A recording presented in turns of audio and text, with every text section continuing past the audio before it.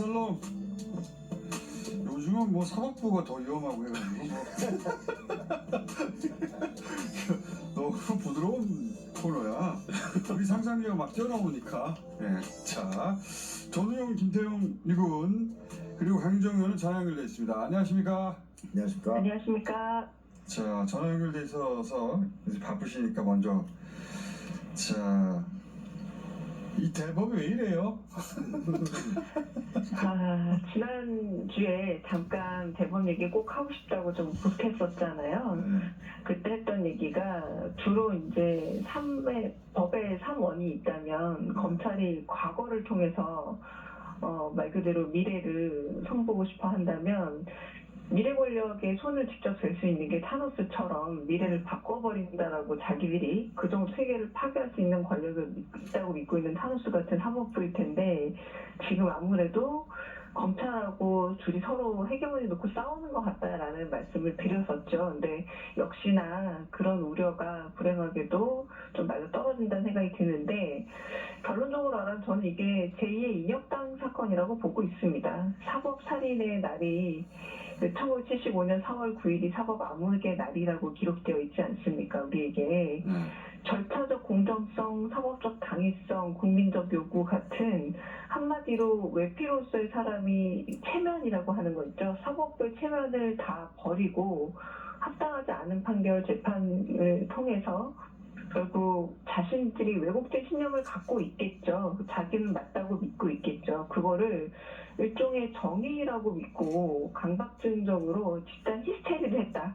저는 이런 생각이 들고 하나 좀 얘기 더 해드리고 싶은 게 있다면 영화 새끼를 보면 원작인 새끼 소설에 들어가 있지 않은 장면이 하나 들어간 게 있습니다. 그게 뭐냐면 우발적으로 살인사건이 하나 일어나요. 그런데 이들이 이 살인사건을 마치 항일운동의 일부인 것처럼 속이고 싶어 하죠, 스스로들을.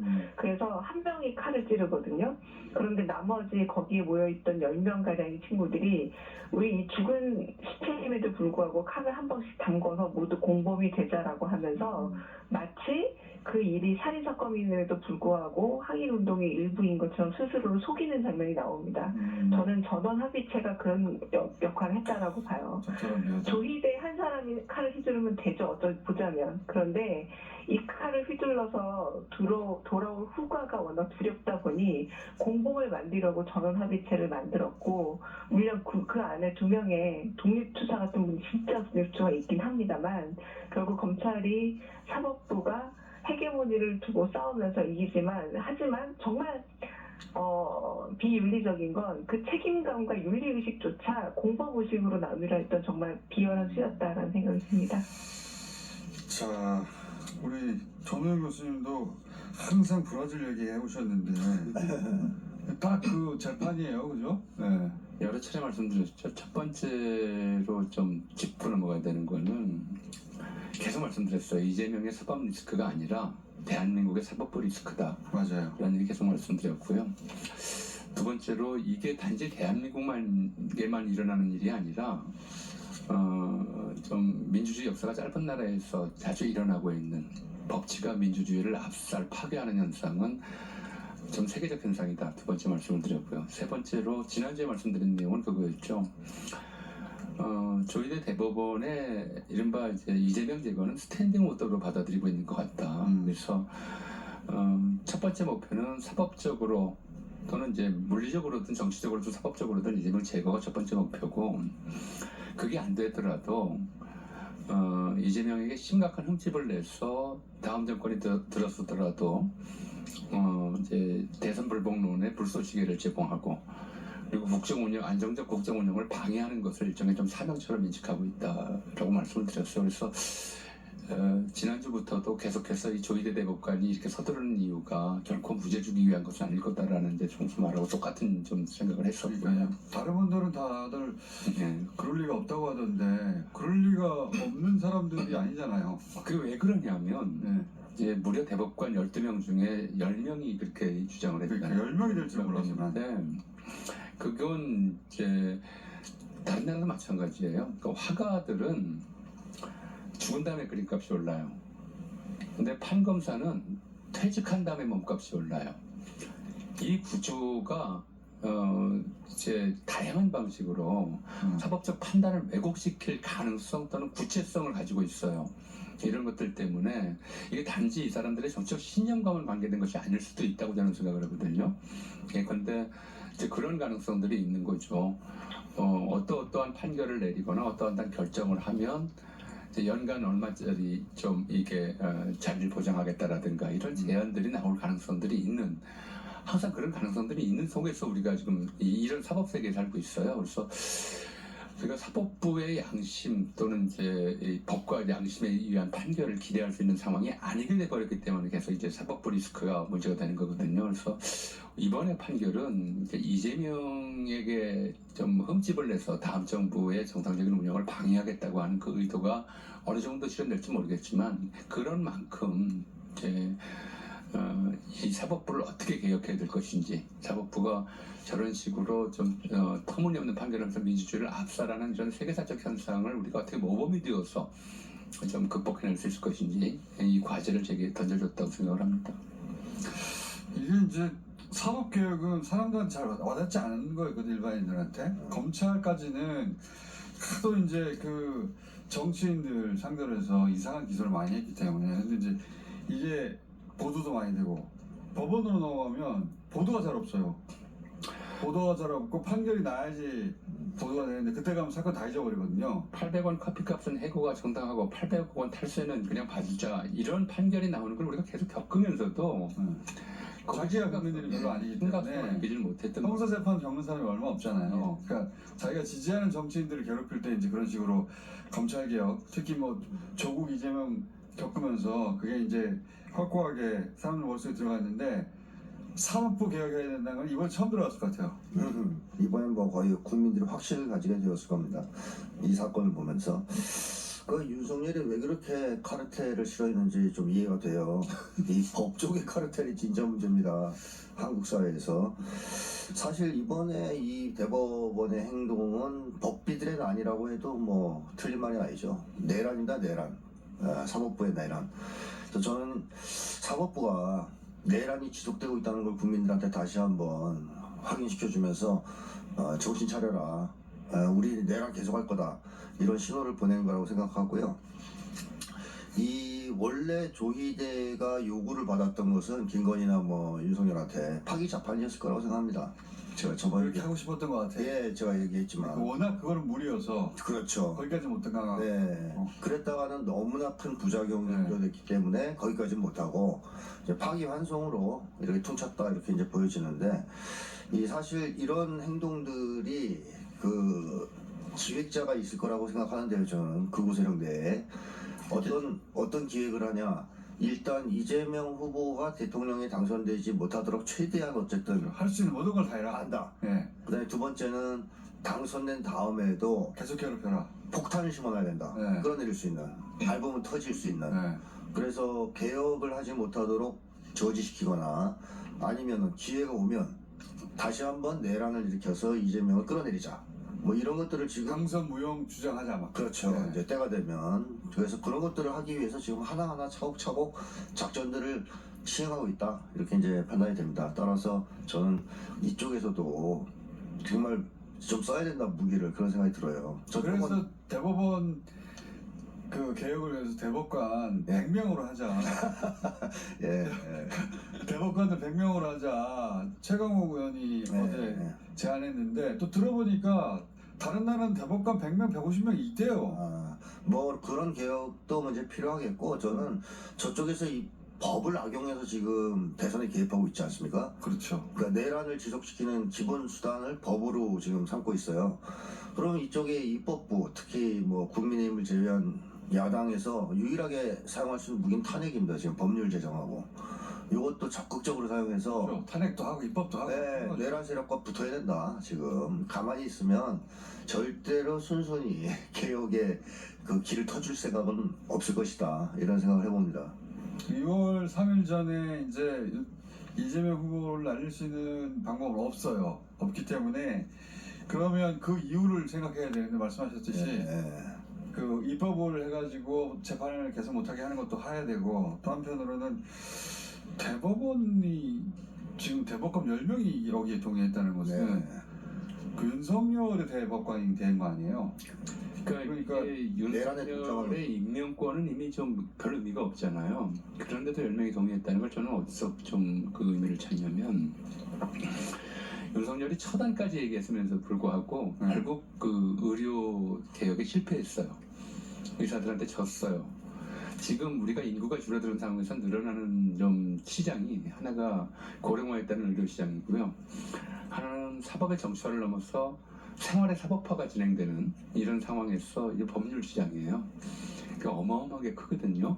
계속 늘어나고 있는데 우리가 법조 개혁, 사법 개혁 이런 것들을 얘기하면 이제 이 법률 시장이 축소될 가능성들도 있고 그래서 이런 문제들에 대한 종합적인 좀 이 법조인들의 뭐랄까요 의사들이 이 개혁에 반대하는 것 같은 심리가 법조인들에게 좀 깔려 있다고 저는 봐요. 그런 것들이 이제 이 10명이나 이런 좀 터무니없는 주장에 동조하게 만드는 100명으로 만들어야 된다. 그런 상황이고요. 100명, 백성시켜야 된다. 예, 100명으로 만드는 게 의미가 있을 건지 아니면 정말 다른 방식에서 좀 창의적인 사법 개혁이 필요할지 좀 더 고민을 해봐야 되겠죠. 검사들을 만약에 기소를 해도 이 검사가 그거를 막잖아요. 그렇죠. 그리고 판사를 만약에 탄핵한다 해도 헌법재판소에서 막으면 그만이에요. 그렇죠. 그러니까 그러니까 국민이 이거를 응징할 수 있는 예. 시스템이 있지 않으면 지금 우리라고 봅니다. 우리가 이 생활의 법률화, 사법화가 정말 지금 큰 문제예요. 그러니까 지난 한 10년을 놓고 보면 이렇게 1인당 국민 1인당 평균적으로 부담하는 법률 서비스나 소송 비용이 얼마나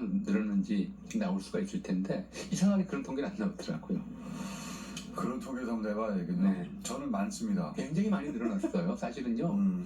이혼 소송이나 이런 그 자잘한 문제들까지 옛날에는 말로 해결하던 문제들이 그렇죠. 전부 법정으로 가기 때문에 이 좀 국민 1인당 법률 서비스 이용료죠. 이게 어마어마하게 늘어났어요. 이 시장을 지금 법조인들이 놓치고 싶지 않은 거예요. 줄이고 싶지 않은 거고요. 저희 옛날에 윤동주라는 시인이 계셨거든요. 근데 윤동주 시인이 뭐라고 말했냐면 일제강점기잖아요. 이런 시대에 시를 쓰고 시인이 되기를 원했던 삶이 부끄럽다라고 말을 했어요. 제가 어제 몹시 부끄러웠습니다. 진심으로 부끄러웠어요. 계속 쓰셔도 됩니다. 그래서 안 쓰는 거예요. 네, 분노는 제가 할 테니까 싫으세요. 아 진짜 우리가 사실 이재명 바도 아니에요. 우리가 이재명 바가 아니고 상식과 양심의 편이잖아. 항상 그래서도 한잔 하신 거 아니에요? 많이 먹었어요. 그 핑계로? 네. 진짜 그 시를 쓰시죠? 술 말고. 아니 근데 우리가 이재명 바가 아닌데도 불구하고 이런 문제가 딱 발생하니까 진짜 이재명 편을 들고 싶잖아요. 그렇지 않아요? 아니, 근데 이런 말이 있어요. 응. 어제 이 일을 겪고 나서 이제 사람들이 황당하니까 했던 많은 말들이 있습니다. 한쪽 측에서는 불안해서 이재명 이제 그 후보 날아가는 거 아니냐. 이거는 불가능하다는 걸 말씀드렸고 그 여러 가지 반응 중에 제가 제일 재밌었던 반응은 나 이재명 이렇게까지 지지 안 했어. 딱 그 심정. 나 이재명 이렇게까지 지지 안 했는데 무조건 당선시켜야 되겠어. 그 반응을 하는 사람이 있었거든요. 그런 심정으로 만들고 있어요 지금. 그렇죠. 중도들이 움직이지 않겠는가라는 생각이 들어요. 예, 그러니까 예. 그 미래에 또 대선에 개입하는 사법부가 있고 검찰이 있다고 하는데 개입 잘한 거잖아요. 정말로 마음이 움직이잖아. 그러니까 아니 이렇게까지 하나? 나 이재명 이렇게까지 지지 안 저 했는데 이재명 바 아니었거든요. 나를 이렇게까지 밀어보시나 이재명 쪽으로? 맞습니다. 우리 사회를 실질적으로 얼마나 잔인하고 양심 없는 사람들이 지배하고 있는가라고 하는 사실을 드러낸 거죠. 네. 실제로 무슨 뭐 대통령이나 정부보다도 미시권력적 차원에서는 이런 이제 검찰권, 사법권 행사라고 하는 것이 더 사람들의 피부에 와닿는 좀 문제들이거든요. 근데 생각보다 훨씬 더 좀 비인간적이구나 이걸 느끼게 만드는 거죠. 제가 지난주에 추미애 시인 시를 읽었잖아요. 거기 라쿠카라차 바퀴벌레.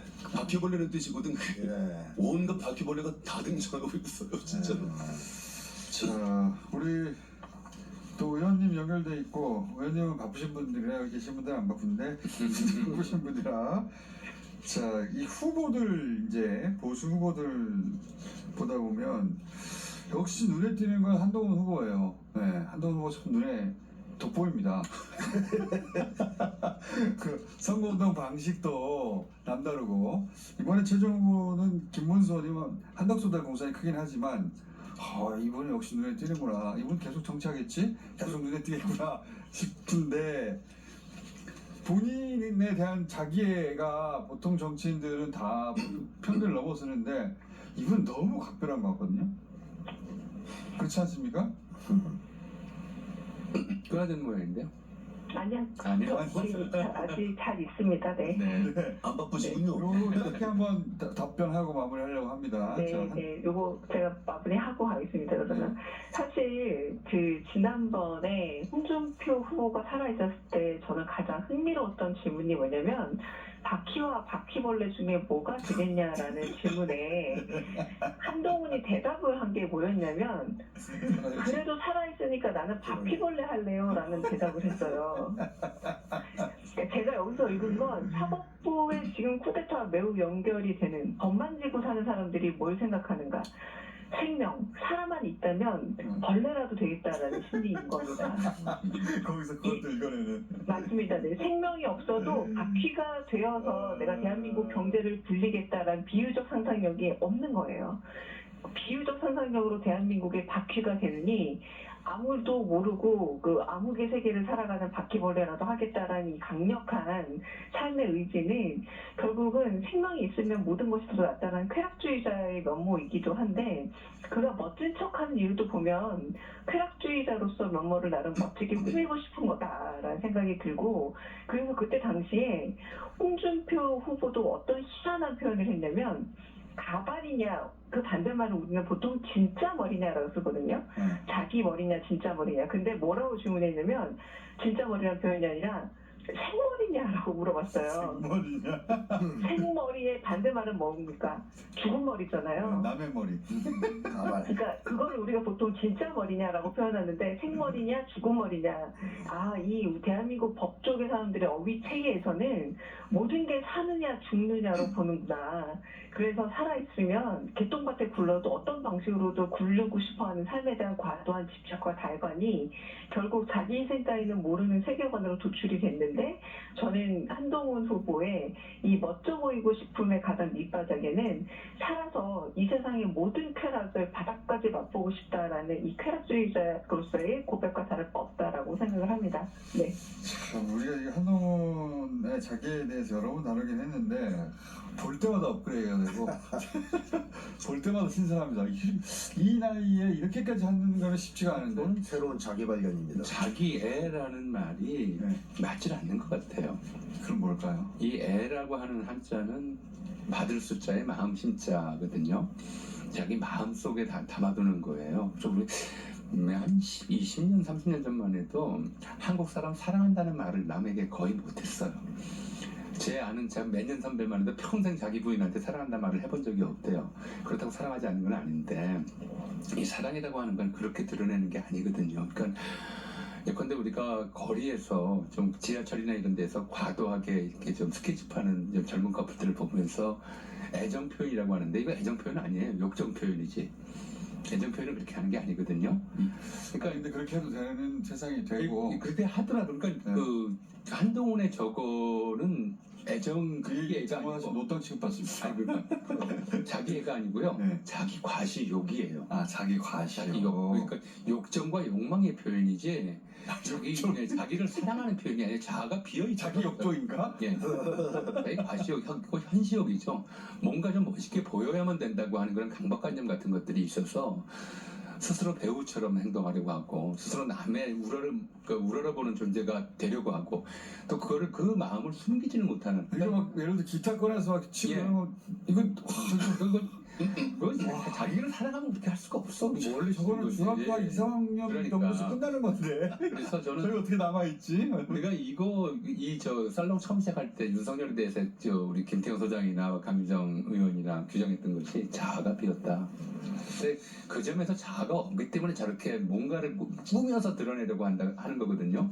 그 점에 대해서는 똑같은 근데 종류의. 거울 보면서 자기 자신의 스스로 반하는 거 아니에요 저거? 네. 아니 그건 거울 보고 혼자 하는 거라니까. 저게 대중 앞에 카메라 앞에서 저런다는 거는. 쾌락주의라는 말 나왔잖아요. 예. 그 아리스토텔레스의 그 시학에 나오는 중요한 말이 감동과 쾌락이라고. 문학의 시의 정점은 감동과 쾌락이라고 말을 하는데 그때 말하는 쾌락은 절제의 이야기예요. 좀 절제 좀 하셨으면 좋겠어요. 우리가 한동훈 후보가 최종 후보 안 됐음에도 불구하고 얘기를 하는 것이 너무 신기해서 그래요.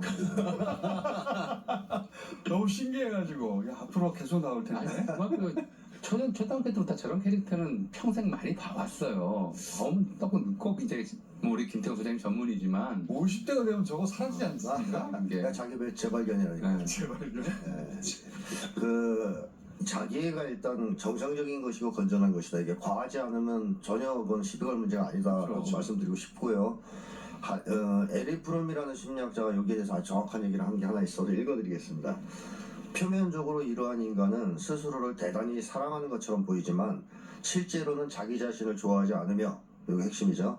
그들의 나르시시즘, 자기도취증은 이기주의와 마찬가지로 근본적으로 결여되어 있는 자기애를 무리하게 보상해보려는 시도이다. 아, 교수님이 아까 말씀하신 거랑 네. 똑같은 거예요. 그러니까 좀 쉽게 해석하자면 통찰이다. 이 빵을 많이 먹어서 배가 부른 사람들은요 나중에 빵을 혼자 먹지 않아요. 나눠줍니다. 근데 내가 배부르니까. 배부르니까 뭐 욕심 안 부려요. 근데 이 배고픈 바퀴벌레는 혼자 처먹어요 그걸 빵을. 남 안 줘요. 그러니까 자기에 대한 과도한 집착이 생긴다는 것이죠. 의원님 너무 크게 웃으시는 거 아니에요? 강멤버 씨. 의원님 점잖게 계셔야지 이렇게 너무 크게 웃으신 거 아니에요? 아니 바퀴벌레가 빵 먹는다는 얘기가 아 그래요? 네. 빵 안 먹습니까? 근데 바퀴벌레가 먹는 장면이 잘 연상이 예. 바퀴벌레는 뭐든지 먹습니다. 제가 즉흥인데 죄송한데 우리 강 멤버가 대변인 아니에요. 이재명 캠프에 예. 네네네. 어제 반응이 어떠셨어요? 이재명 아주 담대하고 침착하셨어요. 네. 아, 이재명 후보는 요새는 당황하는 법이 없어요. 칼도 맞았는데 그렇게 칼 목에 맞고 난 이후로 난 당황하는 걸 못 봤어요 이제. 아 그런 일이 또 벌어졌네? 뭐 이 정도로. 하나를 있잖아요. 수많은 그 적경지 그리고 사실 우리한테는 되게 오지잖아요 정치적으로. 그럼에도 불구하고 너무 많은 환호를 받으셔서 오히려 방금 말씀하신 것처럼 되려 애정을 더 나눠줄 만큼 많이 사랑을 받으셨습니다. 어디를 가셨다고요? 앞에서 전화가 잠깐 안 들려가지고. 여기 포천 연천으로 포천, 왔는데 연천. 여기가 사실 굉장히 진보에게는 좀 어려운 지역이고 접경지잖아요. 근데 너무나 많은 당원이 아닌 일반 시민분들이 나와서 환호해 주셔서 되려 좀 방금 그 우리 김태형 선생님 말씀하신 것처럼 사랑을 많이 받아서 되려 좀 나눠주고 오시는 그런 모습이었어요. 네. 감동이네. 자 오늘 그냥 한동훈 얘기 여기까지만 하고 한번 끝내죠. 저희가 더 할 수 있는데 더 할 가치는 없는 것 같아가지고 1시간 정도 할 수 있거든요. 너무 할 게 많아서 한동훈 영상도 너무 많고 볼 때마다 신기해. 자 이거 낭송. 네. 류시화 시인이 최근에 쓴 시입니다. 시를 써도 되겠는가? 류시화. 세상의 절반이 나머지 절반을 미워하는 이곳에서 시를 써도 되겠는가? 신마저 자신을 편애하는 이들에게만 문을 여는 이곳에서 양탄자 짜는 사람처럼 구부정하게 앉아 희망은 절망의 다른 이름이라고 오늘 고심하며 시를 써도 되겠는가? 모국어의 나라에서 태어나 혀끝에 투쟁이 단어 올려놓는 법부터 배우며 나는 누구이고 너는 누구인가? 서로의 색깔 모르며 금을 긋는 시대에 진실을 알고 있는 척하는 사람들이 내 침묵 오해할까 고뇌하며 나무 아래서 주운 새 키우듯 그림의 언어로 시를 써도 되겠는가? 삶이 내 손등에 손을 올려놓을 때 낯익은 것은 낯설은 뿐인 이곳에서 아침마다 꿈이 눈꺼풀에서 떨어져 발 아래 부서지는 이곳에서 시여 내가 투사가 아니어서 미안하다 말하며 오갈 데 없는 단어 하나씩 주머니에서 꺼내 그럼에도 살며 신성하다 반어법으로 말하며 시를 써도 되겠는가? 부끄럽습니다. 끝.